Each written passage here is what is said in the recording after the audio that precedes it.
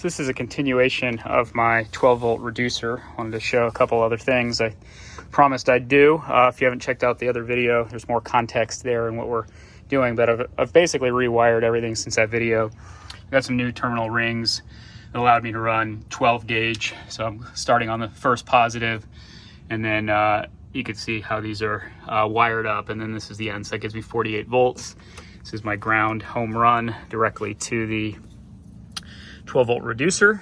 My red power off of the battery goes here and actually goes into this switch. So in and out, and then comes into the input, the 48-volt source on the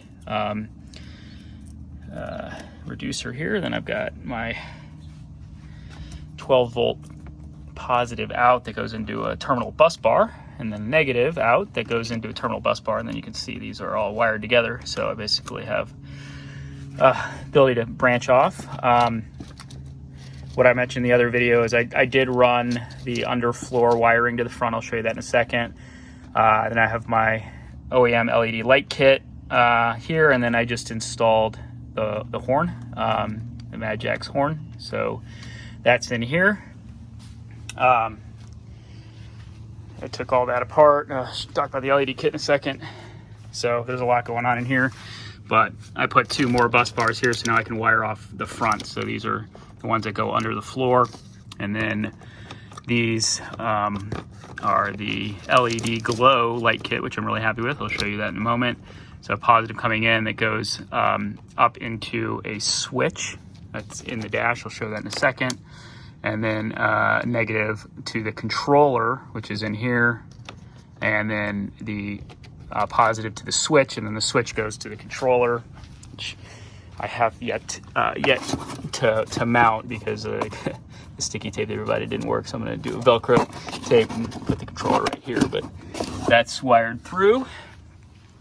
And then this is the, kind of controller wire for the LEDGlow, and then the 4 LEDGlows, and then I've just sort of got everything nicely bundled together. And my headlights, I'll put the cowl back on, show this to you. Underneath, I ended up doing tie wraps on some of these because there's really no clean mounting. I originally screwed it in there, but I didn't like that, so I moved it and tie wrapped it. Then you can see my wiring. I'll show you. I did the same on this side, some wiring, and then on the front. Oh, I forgot to cut those too. I need to do that. And then everything kind of nothing goes near a moving part. I routed all the wiring up, and then into that little pop out to get up into that front manifold, or front cowl area, I should say. And then similarly on the back, I actually was able to screw this one in pretty nicely and then run it all the way against the frame. You can see it's sort of tied on that frame over there. And then I'll show you the horn, which I wired over here. I bought a MadJax, but Amazon sent me a GTW, but effectively the same. At least it appears so. So that's wired here. I just popped out there, strapped the thicker wire frame bundle all the way up, and then it goes into the switch that goes through the footwell.